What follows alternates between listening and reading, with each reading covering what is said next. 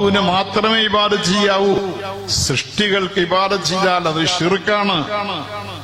അത് യഥാർത്ഥ തൗഹീദിന് വിരുദ്ധമാണ്.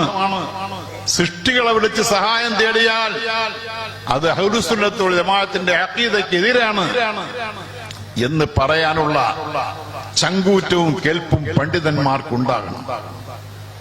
എന്നെ 1000 പ്രാവശ്യം ഒരു ഇരുട്ടറയിൽ പോയി വിളിച്ചാൽ ഞാൻ അതിവേഗം ഉത്തരം ചെയ്യും എന്നൊക്കെ മഹാനായ മുഹീദ്ദീൻ ഷെയ്ഖ് റഹ്മത്തുള്ളാഹി അലൈഹി തങ്ങളുടെ പേരിൽ ഇന്ന് ആരോപിക്കപ്പെടുന്നുണ്ട്. ഔസുള്ള എന്ത് പറഞ്ഞു? വഫാത്തിന്റെ സമയത്ത് ഈ ലോകത്തു നിന്നും പിരിയാൻ നേരത്ത് മകൻ യഹ്യ ഔസിനാ, ഞങ്ങൾക്ക് വസിയത്ത് ചെയ്യണം, ഞങ്ങൾക്ക് അതിപ്രധാനമായി ഉപദേശം നൽകണമെന്ന് പറഞ്ഞപ്പോൾ തവക്കൽ അലല്ലാഹ്, മകനെയും പരിസരത്തിരുന്ന് ഉപദേശിക്കുകയാണ്, അള്ളാഹുവിൽ മുഴുവൻ കാര്യങ്ങളും ഏൽപ്പിക്കണം. നീ മുഴുവൻ പ്രശ്നങ്ങളും അള്ളാഹുവിനെ ഏൽപ്പിക്കണം മകനെ. ഇസ്തഈൻ ബില്ലാഹ്, നീ സഹായം തേടുന്ന അള്ളാഹുവോട് മാത്രമേ ആകാവൂ. അള്ളാഹുവിനോട് സഹായം തേടണം, സൃഷ്ടിയോട് സഹായം തേടരുത്. നിന്നെ രക്ഷിക്കാനും സഹായിക്കാനും നിന്റെ കാര്യങ്ങൾ നോക്കാനും അള്ളാഹുവിനെ കൊണ്ട് മാത്രമേ കഴിയൂ. അതുകൊണ്ട് അള്ളാഹുവോട് സഹായം ചെയ്തു എന്ന് തുടങ്ങിയ തൗഹീദിന്റെ ഉപദേശങ്ങൾ നൽകിയ മഹാനായ ജീലാനി റഹ്മത്തുള്ളാഹി അലൈഹി അവരുകളെ പറ്റിയാണ് ഇന്ന് അദ്ദേഹത്തിന്റെ 1000 പ്രാവശ്യം വിളിച്ചാൽ ദ്രുതഗതിയിൽ അദ്ദേഹം ഹാദിറാവുകയും ഉത്തരം ചെയ്യുകയും ചെയ്യുമെന്നൊക്കെയുള്ള പ്രചരണം അഹ്ലുസുന്നത്ത് വൽ ജമാഅത്തിന്റെ ലേബലിൽ നടത്തിക്കൊണ്ടിരിക്കുന്നു. ഇത്തരം കാര്യങ്ങളിൽ നിന്നും ഈ ലോകത്തെ സാധാരണക്കാരായ ജനങ്ങളെ, പണ്ഡിതന്മാരായ ആളുകളെ പിന്തിരിപ്പിക്കാനുള്ള ശ്രമം ജീവിതകാലം മുഴുവനും പാടുപെട്ട് ശ്രമിച്ചവരാണ് ഉലമായെ ദൈവബന്ദ് എന്നുള്ള കാര്യം നമ്മൾ മനസ്സിലാക്കി. ആ ഉലമായെ ദൈവബന്ധിനെ പറ്റി പഠിക്കാനും അവരെപ്പറ്റി മനസ്സിലാക്കാനും അവർ കാഴ്ചവെച്ച മഹത്തായ പാതയെ അനുധാവനം ചെയ്യാനും പ്രേരകമായിട്ടാണ് ബഹുമാനപ്പെട്ട ഉലമായ ദൈവബന്ദ് ഇവിടെ അൽ ഖാസിമി എന്ന നാമത്തിൽ ഒരു പരിപാടി ആവിഷ്കരിച്ചിട്ടുള്ളത്. അതുകൊണ്ട് കൂടുതൽ ഈ ഹ്രസ്വമായ സമയത്ത് 20 മിനിറ്റേ എനിക്ക് അനുവദിച്ചിട്ടുള്ളൂ.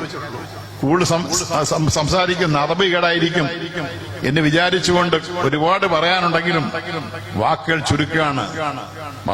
മഹാന്മാരായ ദൈവബന്ധി ഉലമാക്കൾ ദീനിന്റെ തനതായ സ്വഭാവത്തിൽ യഥാർത്ഥ രീതിയിൽ മുഹമ്മദുർ റസൂലുള്ളാഹി സ്വല്ലല്ലാഹു അലൈഹി വസല്ലമയുടെ ആ സുന്നത്തിനെ, തരീഖത്തിനെ ഒരു തരത്തിലുള്ള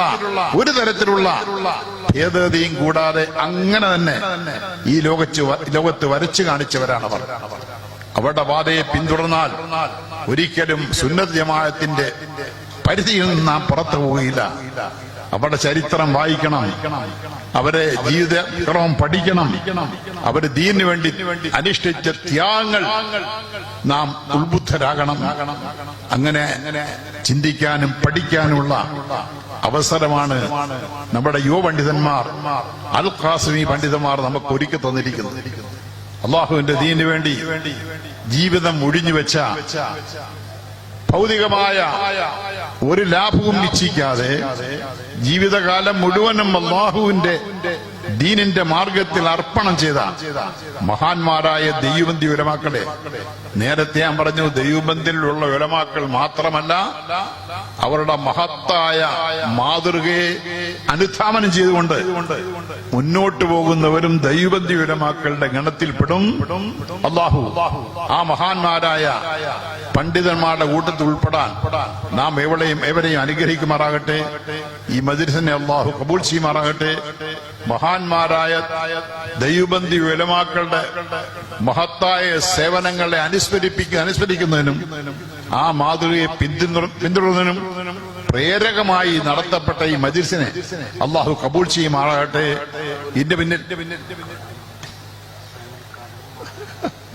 ഇതിന്റെ പിന്നിൽ പ്രവർത്തിച്ച ആ മഹാന്മാരുടെ സേവനങ്ങളെ അല്ലാഹു കബൂൽ ചെയ്യുമാറാകട്ടെ.